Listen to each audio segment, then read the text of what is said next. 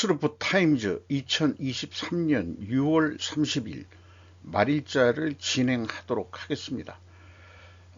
생존 우선순위와 기업 및 국가의 이익을 주요 테마로 하고 있는 것을 다시 한번 말씀드리고, 생존 가능 여부에 따라 우리가 합리적 의사 결정을 했음이 결정된다고 저는 믿습니다. 그리고 또한 한국 현재 저성장 구조로 가고 있다는 소제목도 말씀을 드리면서 상반기 결산 같은 그런 기분으로 해보도록 하겠습니다.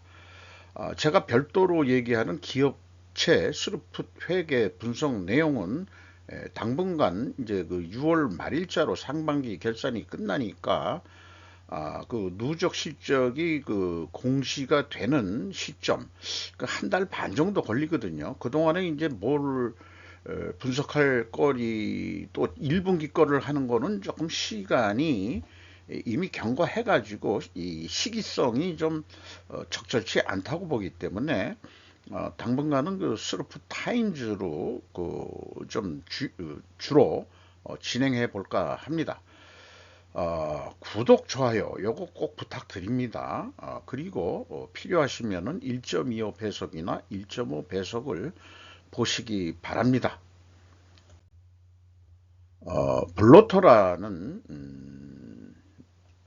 언론 매체에서 파월 연내 2번 금리 인상 적절, 연속 인상 제외 안해라는 제목으로 29일 이 파월 의장이 스페인 마드리드에서 열린 금융 안정 컨퍼런스라는 게 있었던 모양이에요.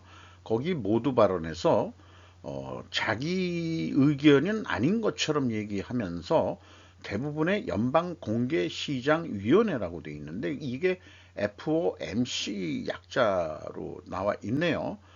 참석자들이 연말까지 금리를 2번 이상 올리는 것이 적절하다는 거를 예상한다, 이런 식으로 그러니까 이게 그 서양식 표현은 간접식 표현이 상당히 많이들 하고 있어요.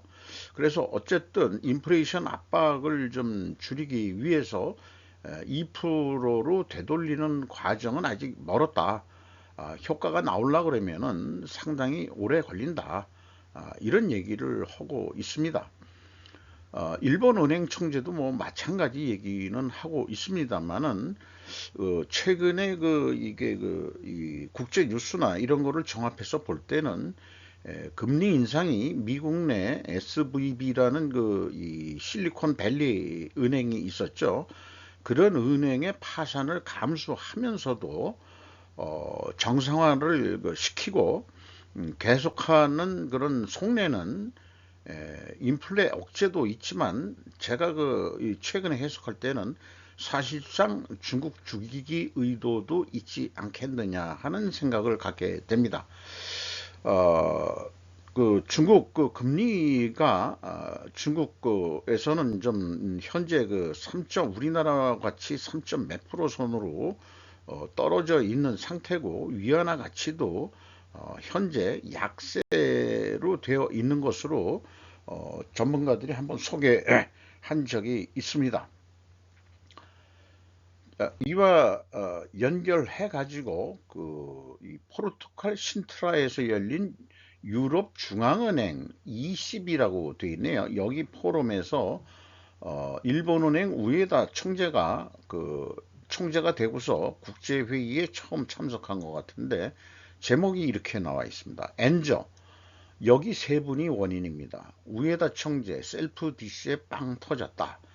이런 얘기인데, 내가 기준금리를 결정하는 일본은행 심의위원을 맡고 있었던 25년 전 기준금리가 0.2 내지 0.3%였는데 지금은 마이너스 0.1%다. 정책이 효과를 내려면 적어도 25년은 걸린다 라는 말이라고 했다고 전하고 있습니다. 30년 가까이 저금리 정책을 폈지만 생각만큼 효과를 보지 못했다는 자주 섞인 듯한 이 발언의 관중에서 웃음이 터졌다, 이렇게 나오는데, 미국이나 그 서구들은 금리를 같이 좀 올리고 있죠. 그리고 이제 일본에는 내년에 4월에서 9월 사이에 새로운 동안의 지폐와 500엔 동전을 내놓을 예정이라는 것도 소개를 하고 있습니다. 옛날 그 화폐는 메이지 유신 시대 때 그런 사람들의 그 얼굴이 많이 나와 있는데, 이 새로운 그 집회에는 새로운 어떤 인물들이 들어갈지 매우 궁금하군요. 어, 요건 제 생각인데요. 현재로서는 일본은 금리를 올릴 수 없다. 만약 금리를 올린다면 민생 경제가 파탄날 수밖에 없는 구조라고 저는 보고 있습니다. 특히 주택 구입 차입금 등들이 있는데, 대부분의 사람들이 주택 이 차입금, 원리금하고 이자를 갚아나가는 그런 금액이 월세 정도 수준이라서 다 갖고 나면은 아마 자기가 죽을 때쯤에서 자기 주택이 된다. 이런 얘기도 좀 있었지만은 그만큼 장기 저리로 돈을 빌려주는 그런 형태가 이제 그 일본 경제라는 것을 좀 인식하고 있습니다. 우리나라는 좀 다르죠. 우리나라는 인플레도 많이 되고 주택 부동산 가격도 뭐 너무 많이 올랐고, 그래서 청년들이 결혼도 안 하고, 인플레가 된 만큼 또 기업들도 월급 올려주냐고 급급하고, 물가도 오르고 그렇게 되는데, 우리가 저성장 기조에는 일본이 운영하는 면도 타산 지속으로 조금 살펴봐야 되지 않겠냐, 이런 생각도 하게 됩니다.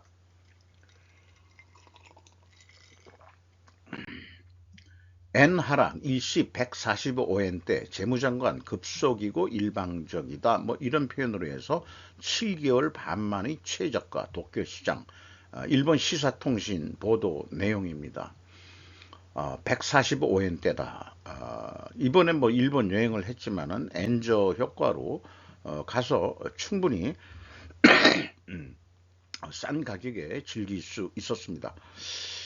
알고 지내는 그 친구들이 하는 얘기가, 제주도 갈 돈이면은 일본 간다. 제주도가 너무 물가가 비싸고 또 바가지 요금 같은 느낌도 지울 수 없고 해가지고 그런 의견들이 팽배해 있습니다.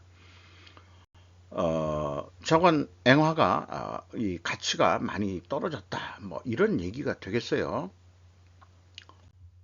그리고 한일 통화 스와프가 다시 재개됐다. 7년 만에 재무관계 관료들이 대화를 시작했다. 이것도 일본 시사통신에서 가져온 내용입니다. 일본, 한국 양국 정부는 29일 재무당국의 장관급이 의견을 교환한다. 재무대화를 도쿄 도내에서 열고 금융위기 때 외화 등을 융통하는 통화스와프 막교환 협정의 재개를 협의한다. 바람직한 얘기입니다. 이게 반일 정책으로 해서 문재인 정권 때 다 막혔고, 뭐 이런 거기 때문에 우리가 경제적으로 서로 도울 수 있는 한일 그 경제 협력의 일환으로서 매우 중요한 어떤 그런 조치다라고 봐집니다. 한일 관계 정상화에 맞물려 가지고 계속해서 무역 제재 없애고, 그 다음에 이제 이런 금융 통화까지 협력 관계가 돼 가는 거, 저는 바람직한 일이라고 생각을 합니다. 실적 발표 코앞인데 어닝 쇼크 전망 나오는 기업들, SK인호는 적자 전환 우려까지. 조선비즈 보도 내용입니다. 6월 마지막 주 2분기 실적 최저 전망치 낮아진 기업 11곳이다, 이렇게 얘기했는데 대기업 중에서 그런 모양이에요. 정유, 소비재, 은행주 감익 예상된다. 이익 감소 예상된다. SK이노베이션은 적자 전환 전망된다 라고 증권회사들이 이렇게 했답니다. 여기에 그 대기업들이 쭉 나와 있는데, 제가 이 회계 투명성 모델로 세우고 있는 고려 아연도 국제 가격의 하락 등의 영향으로 영업이익이 줄어들 것으로 이렇게 예상을 하고 있네요. 상반기 결산 공시가 빨리 나와서 우리가 지금 우리나라 경제의 대세가 어떻게 흘러가냐면은 이 전문가들이 이제 미리 지금 예측하고 있지만은 제조업이나 금융권이나 현재 다 마이너스 쪽으로 내려가고 있다. 저성장 기조로 가고 있다. 이런 현실이 언제 다시 고도 성장까지는 아니더라도 좀 경제 활동 이런 것들이 원만하게 돌아가는데 참 슬프시라는 그 관점의 사고 방식이 또한 이제 절실히 더 필요한 시기가 되지 않았느냐 하는 생각도 더불어 의견 말씀을 좀 드리고 싶네요.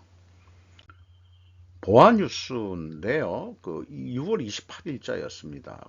중국에 맞선 공동전선, 한국 등 동맹과 군사 협력, 뭐 여러 가지 이 뉴스 내용들을 이 뉴스 투데이에서 했는데 니키 헤일리 전 유엔 주재 미국 대사인데 공화당 대통령 후보로 나와서 이제 인터뷰하는 내용입니다.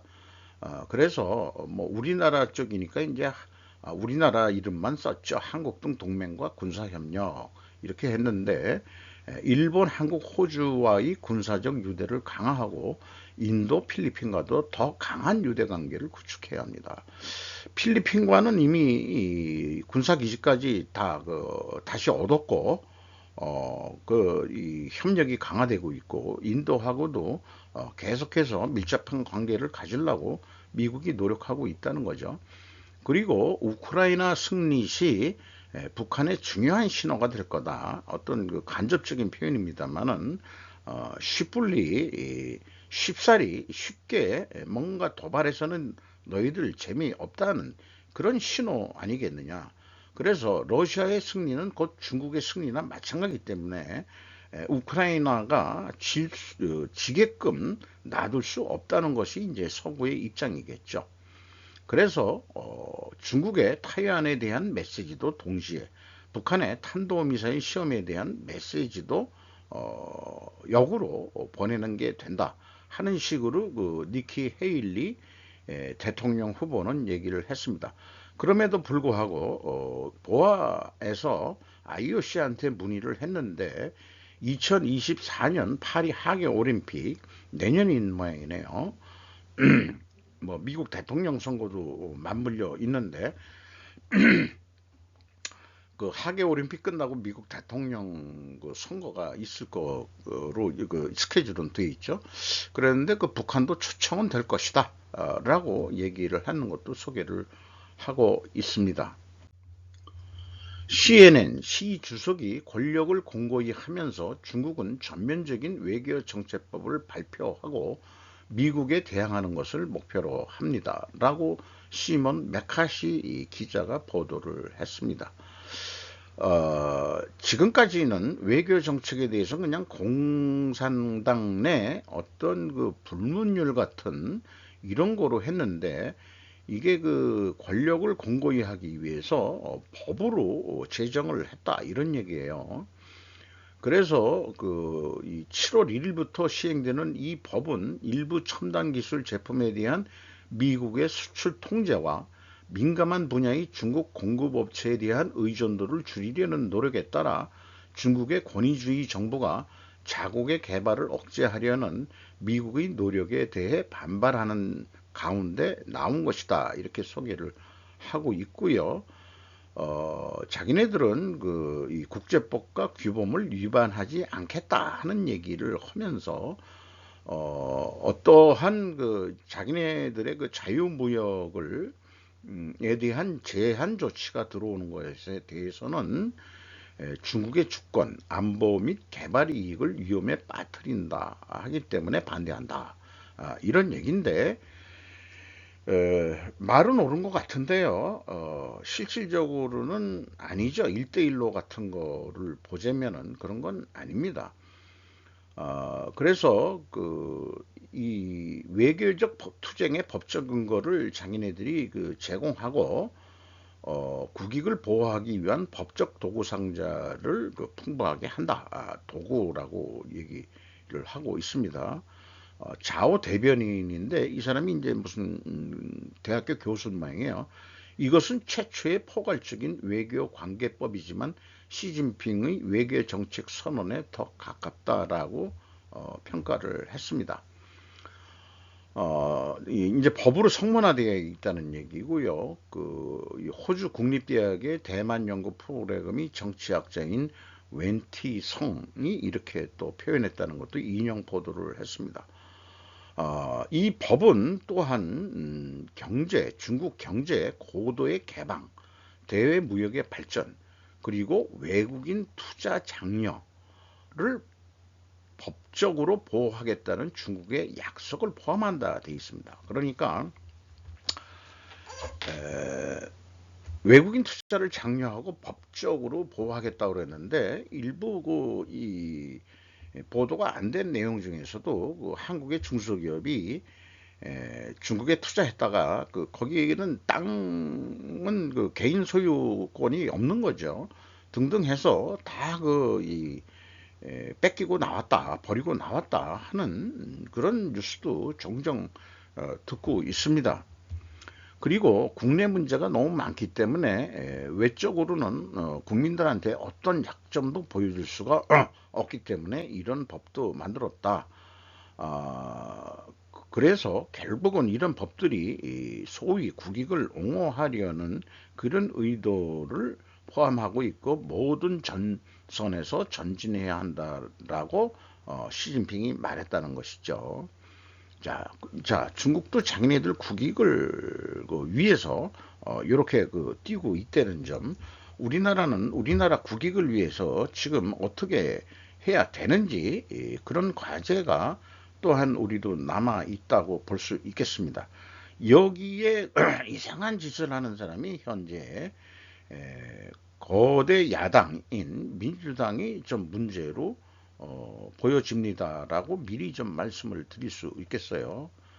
요거는 뭐 문 대통령이 뭐 했대 옛날에 그 G20 회의에 그때는 이제 푸틴도 있었고 그렇게 됩니다만은 에르도안 터키의 대통령 메르켈 이 독일 총리 했던 시절이니까 이게 뭐 한참 몇 년 전 사진인데 여기 트리도 그다음에 인도 그다음에 이제 여기 이 죽은 아베 뭐 이런 사람이 다른 사람들은 뭐 제가 잘 모르겠습니다만은 저건 이런 사진이 있었네요. 이 메르켈 총리가 또 동독 공산당 출신인 거 알고 푸틴하고도 학교 동창이라는 그래가지고 러시아의 가스를 그렇게 많이 들여다 썼다는 거 뭐 이런 것도 옛날에 알게 됐던 내용들의 하나입니다. 버짓이 꼭 이렇게 했는데 앞줄에 서야만 글쎄요 이게 뭐 자연스럽게 어떻게 쓴 건지 모르겠지만은 이런 거 과시하려는 게 이제 문재인 씨였던 것 같습니다. 아베 뭐 뒤에 가서 이렇게 섰지 않습니까? 뭐 이런 자세 캐나다 총리도 그런데 자 그런 와중에 한 이틀 전에 뉴스입니다만은 문정부 겨냥 반국가 세력이 북제재 해제에 읍소했다. 종전선언 노래 불러. 동아일보 기자의 보도 내용인데요. 윤 대통령이 전 정권을 반국가 세력들로 규정을 해버렸네요. 유엔사를 해체하는 종전선언을 노래 부르고 다녔다고 비판을 했다. 이런 얘기고 반국가 세력이라는 강경한 표현으로 전임 문재인 정부의 대북 정책을 비판했다. 요게 이제 자유총연맹 무슨 기념식에서 창립 기념 행사에서 했고 대통령이 참석한 것은 1999년 김대중 당시 대통령 이후 24년 만에 자유총연맹의 그 창립총회에 참석해서 얘기를 했다는 거죠.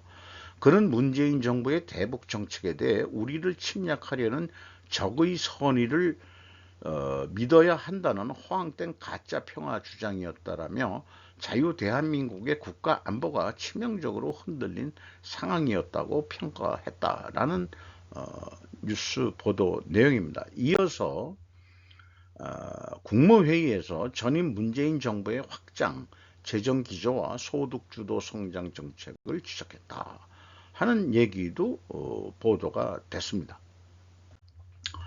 한국 최대 야당의 폭주가 멈추지 않는다. 후쿠시마 처리수를 이용한 위험비어 확산이 부른다. 실종 외교, 그 불쌍한 말로.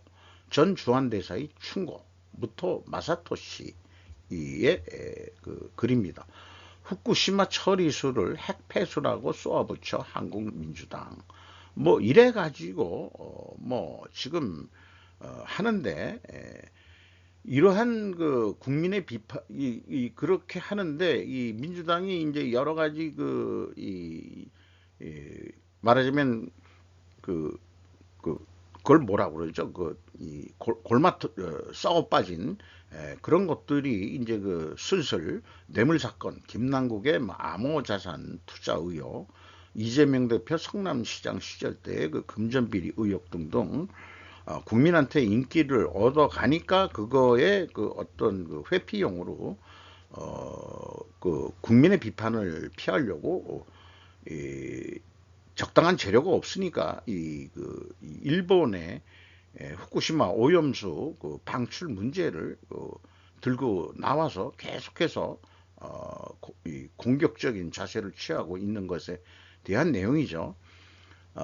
민주당의 처리수 비판이 너무 해로운 이유로 이렇게 했는데 이게 2008년 광우병 파동 같은 거다. 거짓말 정치가 성공한 전례가 있는데 광우병 파동이 그런 거였고 이것도 이런 거로 해가지고 결국 이 대한민국 내에 이득될 게 없다라는 쪽에 생각을 하고 있습니다. 그래서 이런 아주 극단적인 표현이지. 네가 그 먹어보나? 그러니까 먹어봐라. 먹을래 말래 이런 식까지 하면은 대화를 하지 않고 자극적으로 선동하는 그런 선동 기술은 얘네들이 뛰어난 애들이죠. 문제는 그것이 외교나 국제정치에 심각한 영향을 볼 것이라는 것입니다. 그래서 연이어서 그 중국과 함께하는 외교적 비정상을 야당이 하고 있다. 싱하이밍 이 대사관에 가서 무슨 적어도 대한민국 그 거대 야당의 대표가 무슨 꼬분같이 가가지고 싱하이밍 그 새끼가 떠드는 말에 어떠한 표정도 짓지를 못하고 아주 얘야말로 굴종적인 외교를 하는 애예요. 얘가. 너무 몰상식 비싸서 몰상식이 비싸됩니다. 몰상식이 그러니까 너무 몰상식하다. 그래서 앞으로 민주당이 정부의 일본과의 관계 개선을 추진하기를 비판하면 국민의 힘은 민주당의 중국에 대한 추종 정책에 초점을 맞춰 공격하게 될 것이다. 한국의 내정상의 대립은 외교를 휩쓸고 더욱 심해질 것이다 라고 충고를 하고 있습니다. 그래서 저는 전에도 그 문재인 정권 때 너 그때 기대치가 있어요. 그때 누구 찍었냐 그러면 저는 그 문재인 거를 솔직히 얘기합니다. 잘할 줄 알았다. 잘할 줄 알았는데 나중에 내가 그 문재인을 이렇게 고쳐불렀다. 그랬더니 그 동창놈의 새끼가 금융권 출신인데 야 그거 너 그 사람 이름 잘못 쓰면 곤란해. 문자이인으로 써야지 문재인이라고 했더니 그걸 내가 몰라서 그랬겠냐? 트러블맨이다는 뜻으로 쓴 거다. 그랬더니 그렇구나 이렇게 얘기를 하더라고요. 그래서 이제 이재명이 한자 이름이 실제 어떤지 모르지만 아마 그 이 전주이강 모양인데 이 있을 제자에 밝을 명자 이 이재명 아닌가. 이름이 참 쉽고 외우기도 좋죠. 이름은 아주 잘 졌어요. 그런데 이게 명나라에 존재한다. 그러니까 명나라 사대주의 친중 매국노로 이제는 저는 이재명을 부를 것이다.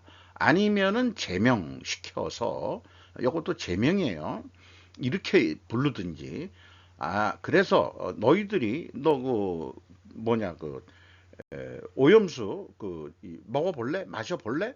하는 것처럼 너 이민 가서 살아라라고 충고하고자 합니다.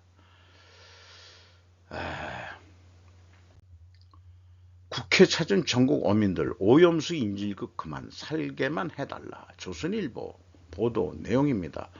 오죽하면은 이러겠느냐. 이 오염수 방출 문제를 너무 정치적으로 야당이 이용해 먹고 선전선동을 하니까 결국 어민들도 들고 일어난 거죠. 장인애들은 어느 당을 치우쳐 비판하고 싶지는 않지만은 이재명 더불어민주당 대표가 지난 3일 부산 자갈치 시장에서 오염수 방류 관련 발언을 한 이후에 수산물 단가가 떨어지고 있다. 도와주고 있는 게 아니고 회방을 놀고 자빠졌다. 이런 얘기고 여기 이 사진 인용한 사진 외에 국회에서 큰절을 하면서 너희들이 우리 어민들을 살려줘야 될 거 아니냐라고 그렇게 강력히 호소하는 그런 거죠. 그런데 여기에 어민이 밀정이냐 추미애는 대답하라 라고 되어 있는데 이게 이제 연안어민 중앙연합회라는 게 뭐 있는 모양이에요. 연안어업.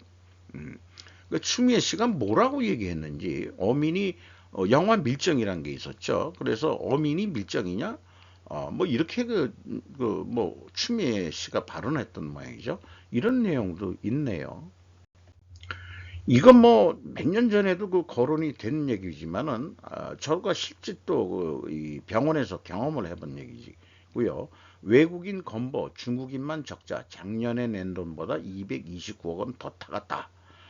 이 중국인 중에서는 중국 국적을 가지고 있는 조선족들이 한국말을 잘 아니까 그걸 빨리 애용을 해가지고 한 사람만 취업을 하더라도 우리나라 직계 존비속 이게 다 이 보험이 되니까 그걸 들어가지고 등록을 해서 실제 중국에 살지만은 또 나왔을 때 온갖 병원을 다 돌아다니면서 백화점식 병원을 다니면서 아주 기고만장하게 이북말씨죠. 이거 조선족이 이북말씨들 써가면서 의시되는 꼴을 봤을 때 아주 우라가 치밀더라고요. 그런 얘기입니다. 그래서 한국건강보험 본전법자 중국인들 꿀팁 공유하고 있었다. 이런 얘기고요. 유튜버에서 했는데 요게 이제 하오양 마오라는 것 모양입니다. 이게 뭐 간자체라고 그러나요? 양하고 모자는 읽겠는데 이게 장으로 뭐로 이게 됐는데 실제 이걸 하오양마오인데 양털 깎기라는 양털 뽑기라는 의미인데 실생활에서는 쿠폰이나 판촉 행사 등 혜택을 잘 활용해서 돈을 쓰지 않고 이득을 취하는 행위를 말한다. 그래서 이런 것까지 유튜브 방송을 때리는 중국인이 와 마찬가지로 한국 건강보험 상호주의가 안 되고 있습니다. 중국에 대해서. 우리나라 체류 중인 중국인은 아니 우리나라 사람은 그 해당 한 사람만 되고 가족은 또 안 되죠. 영주권이 없으면은. 이게 상호주의가 안 되니까는 그 국민의힘 이 당 대표가 상호주의를 적용하겠다. 그 부동산 올린 것도 중국 애들 때문에 부동산 가격이 많이 오른 게 또 사실이에요. 걔네들이 돈 벌었다고 해외 투자하면서 또 문제가 많죠. 그리고 또 어떤 얘기로는 제주도 해군기지 주변에 또 땅을 뭐 왜 샀는지 모르지만 그 중국인들이 꽤 많이 샀다. 뭐 자관 어떤 식이든지 스파이 활동 같은 그런 짓들을 하는 것이 중국 애들의 행태다 이렇게 볼 수 있겠습니다. 쉬어가는 페이지 일본 영화인데요. 임엽 헬퍼라고 소개가 되어 있습니다.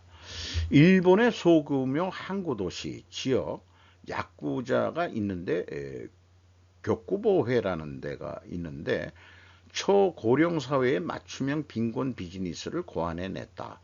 야쿠자가 직접 사설로 운영하는 노인 요양시설 갈매직을 운영하고 있는 상태인데 이 조폭 출신이 그 교도소에서 나올 때 그 교도소에 같이 들어가 있던 늙은 야쿠자가 무슨 그 알아보 있는 식별표를 주면서 갈 데 없으면 여기 가봐라 해가지고 이 가장 그 후진 양로원을 네가 관리해봐라 하는 이런 게 된 내용입니다.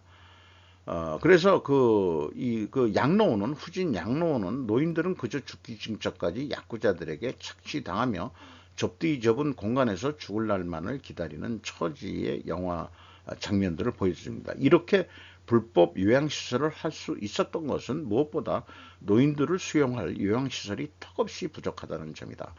제가 이 코로나 전에 한 7, 8년 전에 일본의 이 중소도시 그 요양시설을 한번 외부에서 구경을 해본 적이 있습니다. 2층짜리 건물인데요.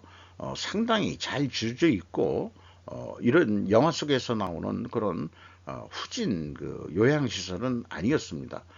여기에 이제 그 운영하는 할머니가 상대적으로 젊은 할머니인데 어디서 많이 본 영화 배우 같긴 해요. 가족은 노인들 처치 곤란해 하는데 시설은 어디를 가도 꽉 차 있고 나라는 항상 책임 회피만 하지. 달랑 일명의 간병인 할매의 말이 이렇게 얘기하는 장면입니다. 다들 귀찮은 건 털어버리고 싶은 거지. 자, 이게 이제 나이가 먹으면서 남일 같지가 않단 말이죠. 요게 이제 그래서 제가 좀 이렇게 그 글로 정리해 본 거고. 그 안 입고 꼭 보기 싫다면 내가 바꾼다. 요게 이제 그 깡패 주인공 쯔바사의 그 생각 사고 방식이라서 노인들이 아무 그 무의도식하고 그냥 죽을 날만 기다리는 데서 좀 청소도 하고 그다음에 뭐 각자의 역할을 줘서 잘 하던 거 젊은 시절에 하던 거를 통해 가지고 활기찬 요양병원을 만드는 데 성공을 합니다. 돈도 좀 많이 이제 시설 개보수도 하고요. 그랬더니 약부자 그 본청 본회에서 이게 돈을 만들어야 될 때서 네가 그렇게 돈을 쓰면 안 되지 해가지고 이제 갈라지기 시작합니다. 그게 잘 되니까 그 구경 온 사람들이 데이케어 서비스 같은 것도 해줄 수 없냐. 왜냐하면 이제 낮 동안 할아버지를 돌볼 사람이 없어서 승용차로 여기다가 좀 데려다 놨다가 저녁 때 모시고 가는 이런 것까지 이제 잘 되니까 또 노인들끼리 잘 지내고 그러니까 거기에 또 이제 이 여주인공도 있는데 그 여주인공 아빠가 교도소에서 죽은 나이 먹은 그 야쿠자였던 그 딸인데 아버지 때문에 항상 그 눈총을 받으면서 살던 자기 시절인데 애기 둘 데리고 이혼한 여자예요. 그렇게 돼 있는데 그 여자를 좋아하는 또 시의원 야롯이라는 게 있습니다. 일본은 이 세습 정치가 많아지고 있죠. 세습 정치인데 그 정치를 위해서 격구보호의 약점을 잡기 위해서 이 시설 조사를 합니다. 좀 안 좋다는 데를 이런 얘기도 있고 그런데 이제 그 쯔바사라는 애가 야쿠자 그 두목한테 하는 얘기 저도 깡패 나부랭입니다. 하지만 우리들 같은 인간에게 의존할 수밖에 없는 약한 자들을 창고에 쑤셔놓고 태연하게 지낼 정도는 아니지 않습니까? 고령자들이 원하는 것은 훌륭한 시설도 편리한 간병용품도 아니었다. 그들은 갈매기집에서 각자의 맡은 역할을 함으로써 다시 기운을 얻었기 때문이다라고 얘기를 하고 있습니다. 영화 내용이 격구보에는 최근 한국 호방건설 회사가 많이 하는 나쁜 방법으로 유령 회사들을 만들어 놓아서 동시 입찰을 해가지고 입찰을 독식하는 방식으로 요양시설을 아주 합법적으로 입찰 낙찰을 받으려는 그런 작업을 하고 있는데, 입주마사가 그거를 그 입찰 현장에 가서 깽판을 쳐가지고 입찰자들이 모두 격구보회 산하 조직이라는 것을 폭로하면서 아름다운 깽판을 벌입니다.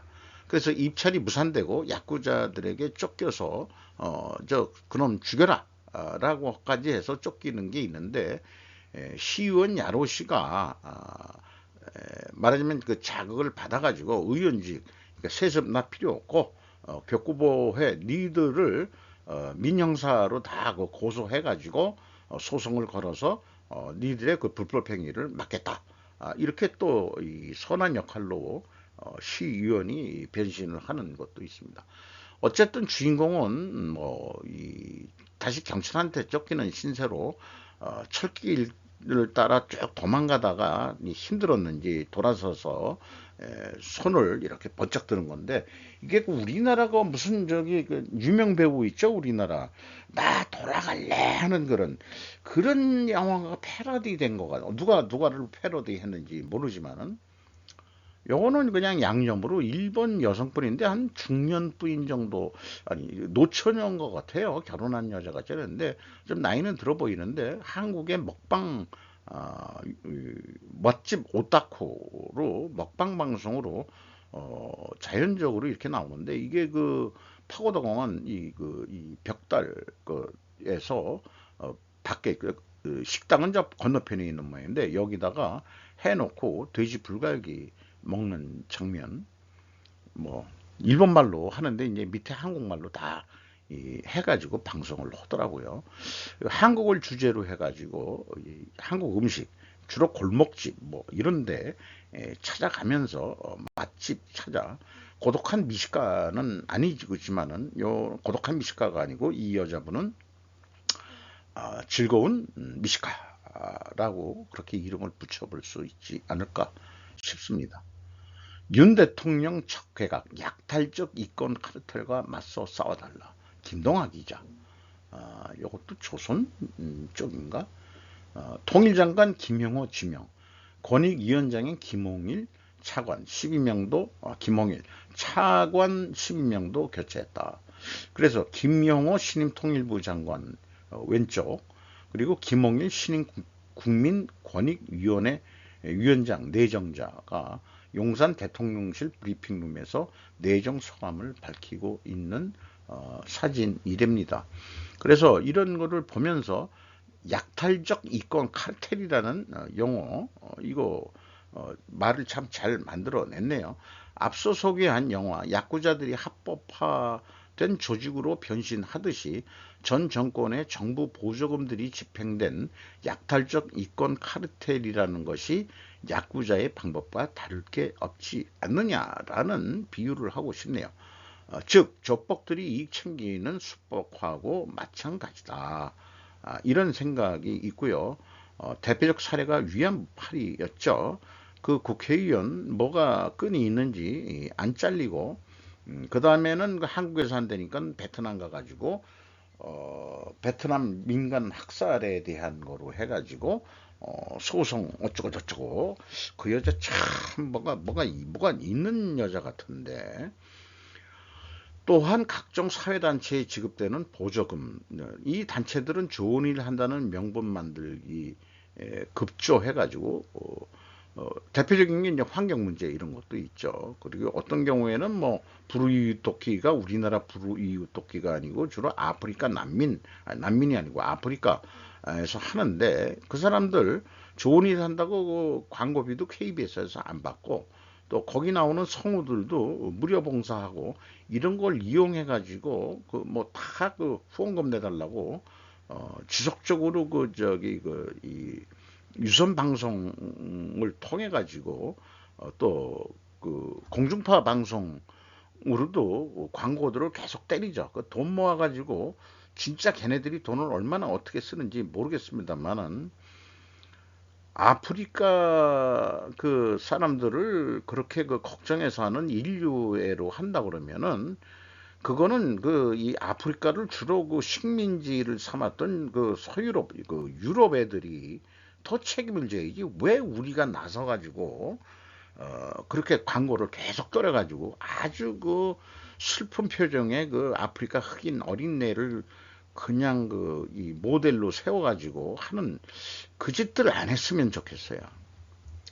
어, 사업과 영업을 통해 돈 벌 생각보다는 안전하게 돈을 빼먹는 방법에 좋은 머리들을 다 쓰고들 자빠졌습니다. 그렇게 저는 생각이 들어갑니다. 한 달 월급으로 평생 고용, 초밥, 김밥 깍두기, 기계로 만드는 자영업자들. 사람 구하기도 어렵고, 요거는 김밥에다가 그 밥을 까는 것까지는 자동화했는데 여기다가 이제 그 안에 들어가는 내용물은 사람이 놔야 될지는 모르겠어요. 근데 많은 것도 기계로 자동으로 말게 해가지고 인력을 많이 그 알바도 구하기 어려운 상태에서 결국은 인구가 줄고 노동 인구가 부족하다면은 사람은 생존하기 위해서 그 먼저 신경을 쓰게 되는데 그게 자동화다. 우리나라가 제조업들도 자동화가 그래서 어느 나라보다도 로봇 자동화가 더 많이 된 나라고 그런 거겠죠. 외국인 근로자들을 쓰는 중소기업에서는 그 자동화도 되게 어려운 노동 집약적인 그런 업종들은 현재 어쩔 수 없을지 몰라도 자동 이런 그 이 식당 그 분식집에서도 이런 거를 그 써가고 있는데 우측 거는 그 이 초밥을 또 자동으로 만드는 기계도 나온 모양이네요. 이게 이제 인간은 현실에 적응해서 생존하기 위해서 자기가 그 사업을 유지하기 위해서 이렇게 머리를 영업하는 사람들은 이런 머리를 쓰는데 정부 보조금 받는 지원금 타내는 머리하고는 이거는 완전히 그 생각이 다른 그 종족인 거죠. 그래서 이런 생각을 하는 종족들이 우리는 필요하다고 생각합니다. 요거는 그 일손 듣는 서빙 로봇으로 돼 있는데 이런 거는 뭐 저는 구경해 본 적은 없습니다만은 뭐 이런 것도 대형 마트 같은 데서 뭔가 좀 이 직원을 보조하는 역할로 하고 있는 것 같습니다. 그래서 식품업계 가격이나 유통업계에 동참한다는 것까지 이제 연결이 되네요. CEO, GS25, 이마트24, 인하 동결 결정. 편의점가는 소비자가 인식 빠른 대응. 대형마트는 원래 할인 행사도 많아서 마진이 적어서 난색을 표현하고 있다. PB라는 게 이제 자체 브랜드, B는 브랜드인데 자체 P는 뭐의 약자인지 모르겠네요.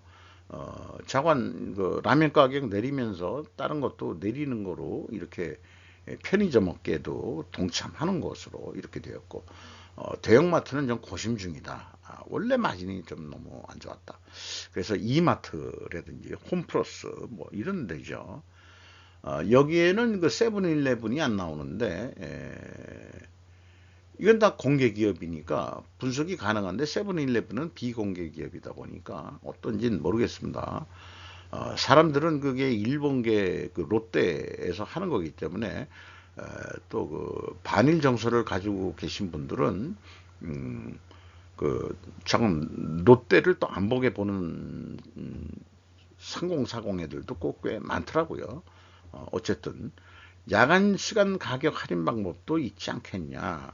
이 대형마트 같은 데서 식품점 이런 데서 한다 그러면은 지금도 아마 하고 있을 거예요. 그 야간에 그러니까 차 몰고 가서 이제 대부분 쇼핑을 하니까 밤에 그 아주 가격을 그 시간대로 탁탁 내리는 그 일본식 같은 그런 거 우리나라도 아마 그 밤에 사면은 좀 더 싸게 사는 그런 것도 지금 현재 시행 중이긴 할 것 같은데 밤에 대형마트 가서 사본 적이 없기 때문에 동네 편의점에서만 사가지고 그런 것도 있을 것 같죠. 그러니까 시간대 할인 같은 것도 괜찮지 않냐. 제 의견은 또 그런 생각이고요.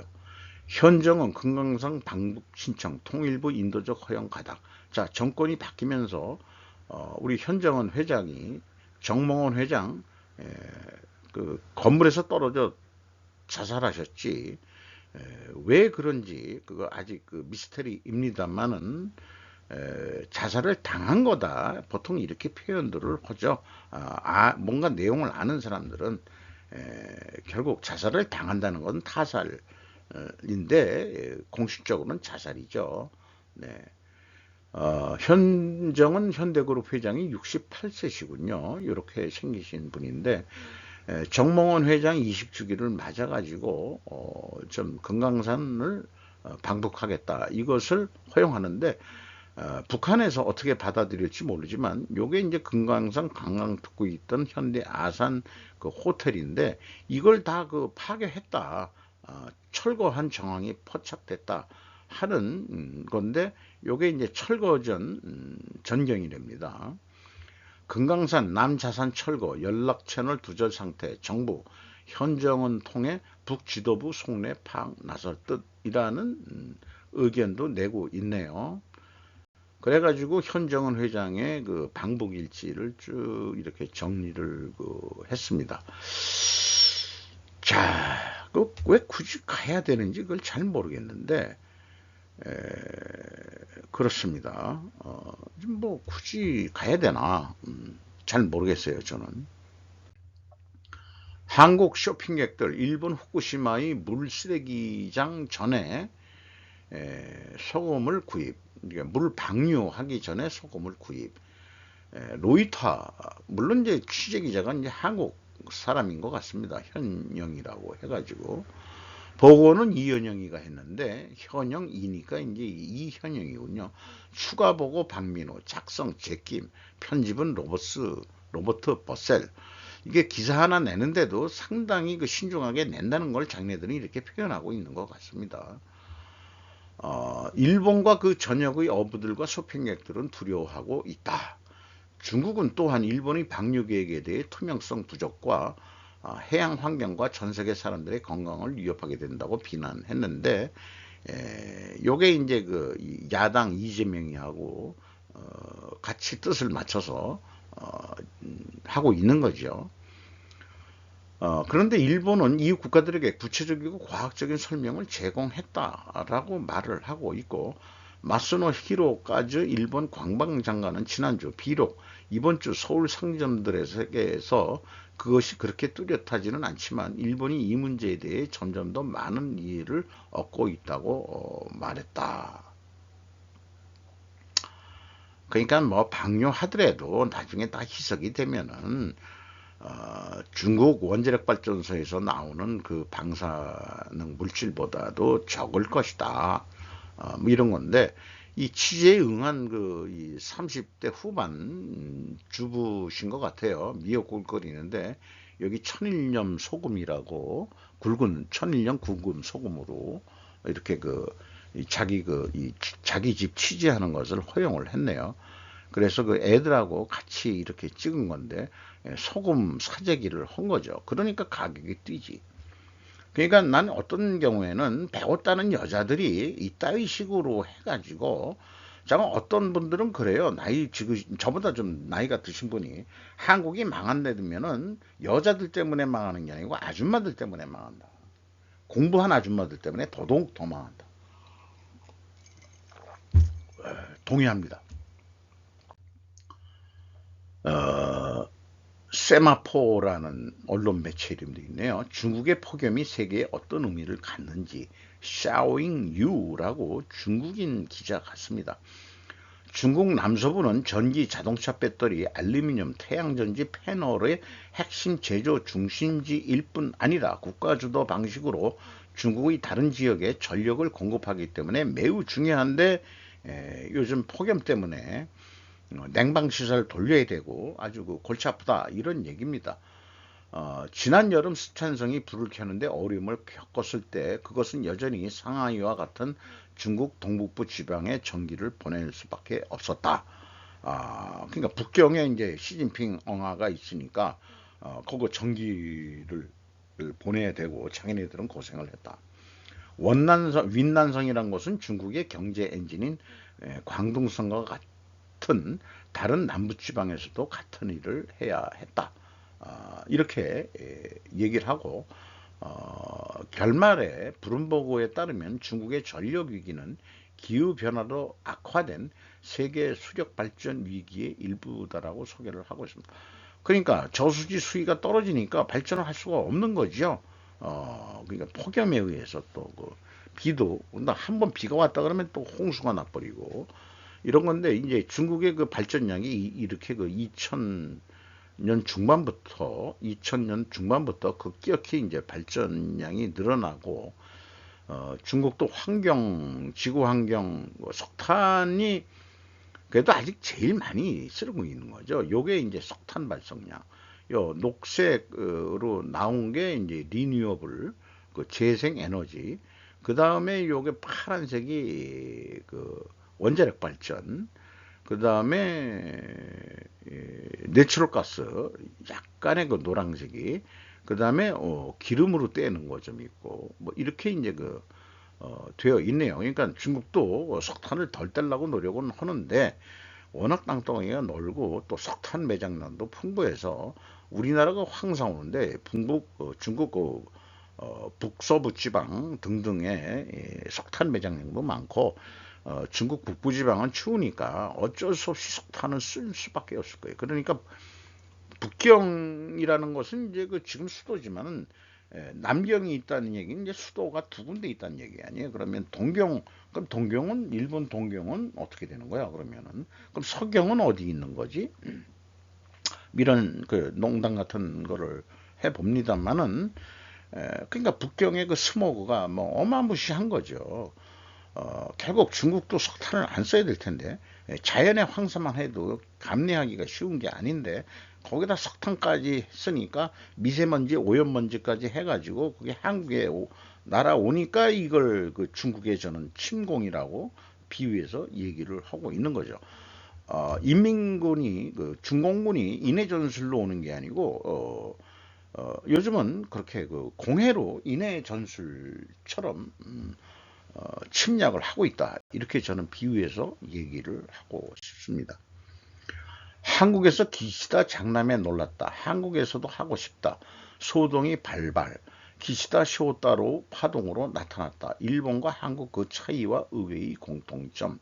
다나카 메이라니는 저자가 쓴 것인데요.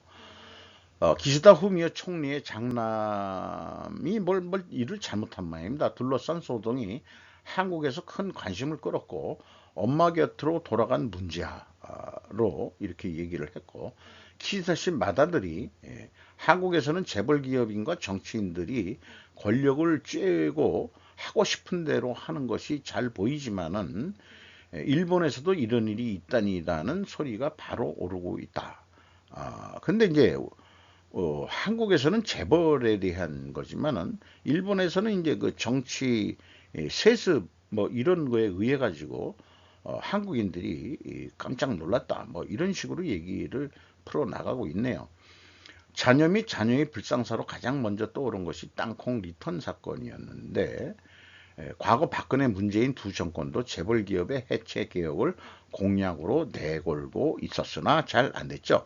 근데 최근에 삼성 죽이기 이재용 개새끼라고 그 강남역에 가면은 그 노조 애들이 써붙인 거 보면은 삼성 망하라고 아예 그 의도적으로 하는 것 같은데 최근에 보면은 이재용 씨가 나는 자식한테 안 물려주겠다 그런 이유로 삼성이 좀 뭐가 풀리고 있어요. 이는 정부가 하지 못한 것을 그 외국 자본이 영향을 끼쳤다. 저는 그렇게 해석을 합니다. 뜻밖에도 한국에는 한국 정치계에는 세습이 적다. 이렇게 소개를 하고 있는데 한국 사람들은 자관 세습 이런 거 싫다. 이게 이제 그 좀 일본하고 차이지만은 공통점이란 것은 아까 얘기한 그 문제가 있다는 거죠. 그 정치인들 아새끼들이 문제 일으키는 거나 그 재벌 자식들이 그 문제 일으키고 뭐 이런 것은 그게 공통점입니다. 이렇게 얘기를 해야 되나요? 일본 총리는 사과해야 한다.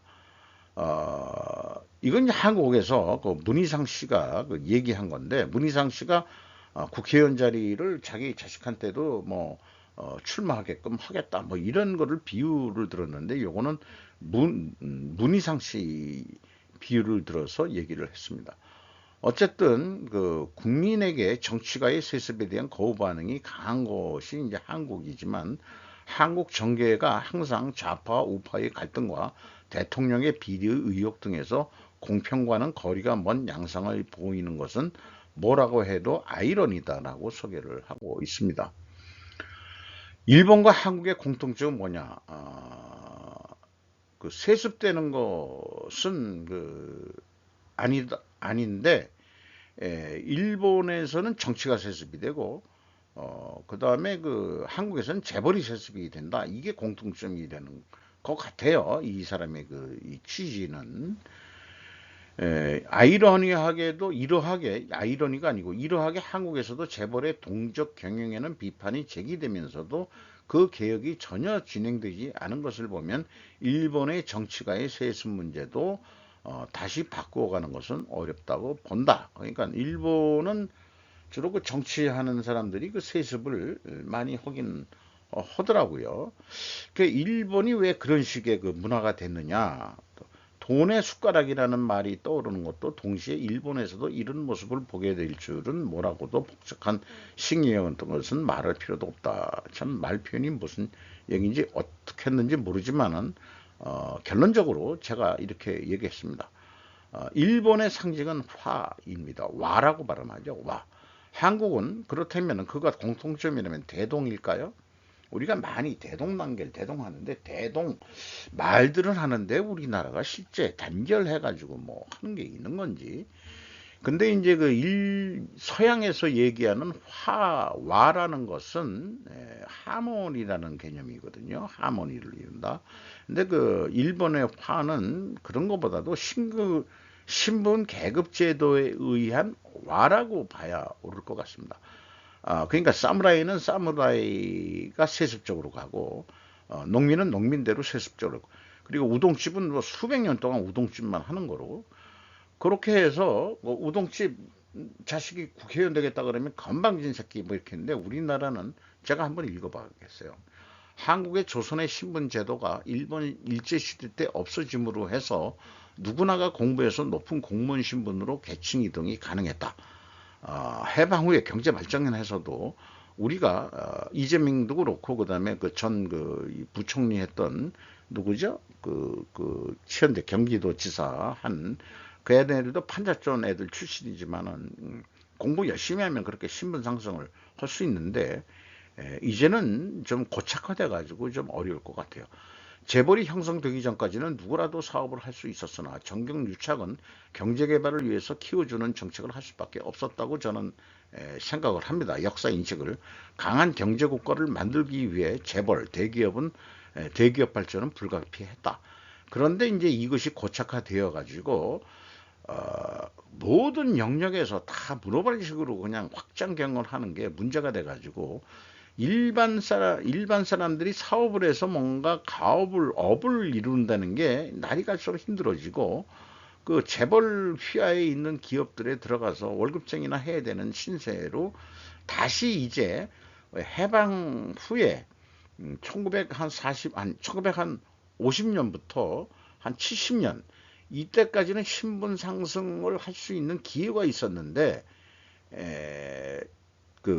이 사업체든 정치든 이제 이게 고착화돼 가지고 정치는 어떻게 될지 모르지만 경제계 쪽으로는 아마 그 새로운 재벌이 나온다든지 이런 것은 쉽지는 이제 않을 것 같아요. 고착화돼 가지고 그러니까 다시 이제는 옛날에는 산업공상으로 이렇게 구분이 됐다면은 이제는 부자 대 가난한 그러니까 상류층 대 이 최하층 중간층이 자꾸 사라진다고 하고 있고 그렇게 이제 양분화된 그러니까 그런 이 부유층과 빈민층의 자본주의 신분사회가 될 것 같은 그런 기분을 지울 수가 없습니다. 그래서 돈을 벌어야 돼요. 어떻게 해서든지 돈을 벌어야 사업을 통해 가지고 정부 돈 뜯어먹는 게 아니고 한국의 대중국 수출액 순위 1년에서 2위, 4위의 적자 장기화 가능성. 그래서 안 좋다는 얘기인지 뭔 얘기인지 난 이 기사를 낸 의도를 잘 이해를 못하겠어요. 한겨레 일본어 판입니다. 5월 수출액은 23% 주로 미국, 호주에 밀린다. 그래가지고 대중무역수지는 지난해 5월부터 적자로 돌아서면서 올해 1월에서 5월 사이 누자 적자 규모는 118억 달러다. 이렇게 돼가지고 중국에서 수입하는 게 더 많다 그런 얘기죠. 이제 수출을 못하고 그래서 이런 걸 뻔히 알기 때문에 이제 계속해서 이제 우리는 고난의 행군을 할 각오를 해라라고 제가 개인적으로 계속 메시지를 인식을 해야 되고 한겨레는 이 의사를 내는 데는 중국하고 수출을 더 늘려야 된다는 거를 그러면 중국하고 뭐 관계 개선을 또 해야 되는 저희가 깔려 있는 기사 같다 이 말이죠. 저 얘기는 한겨레 한겨레라는 게 이름은 참 좋은데 전형적인 일본에서도 어, 좌빨 신문으로 좌경화된 신문으로 인식을 하고 있죠. 그런데도 이제 다 발행하게 다 해주는 거죠. 일본 내는 공산당도 있으니까. 한경연은 소수 품목에 치우친 대중국 수출 구조와 중국의 중간재 자립도 향상, 기술 격차 축소 등으로 대중국 수출 경쟁력이 급속히 악화되고 있다. 그러니까 중국의 경제 발전과 기술 발전도 있기 때문에 한국의 노동 집약적이고 중간 기술 정도 가지고는 이제 중국한테 당해낼 수가 없다. 그러니까 맨 마지막으로 기술적으로 초격차를 확보하는 것이 우선해야 된다. 이런 얘기죠. 그런 것들을 중국에 팔아먹어야 된다. 라고 얘기를 하는데 팔 길이 없다 그러면은 이제 이 수출 다변화를 해야 되는 거죠. 그렇게 생각을 합니다. 그때까지 수출 다변화가 성공할 때까지 우리는 고난의 행군을 해야 된다라고 계속 말씀드리고 있는 거죠. 1. 현대판 대본영 자유대 통합사령부 내년 독고의 창설 총리 보자라고 위키코리아 최석진 기자가 설명을 했습니다. 이상 마치도록 하겠습니다. 1시간이나 걸렸네요. 1.5배속을 보셨기를 바랍니다. 6월 말일 상반기 결산과 같은 방송을 끝내기로 하겠습니다. 하반기 7월 1일부터 다시 조금 어떻게 개선된 방향으로 좀 해보도록 노력을 해보겠습니다.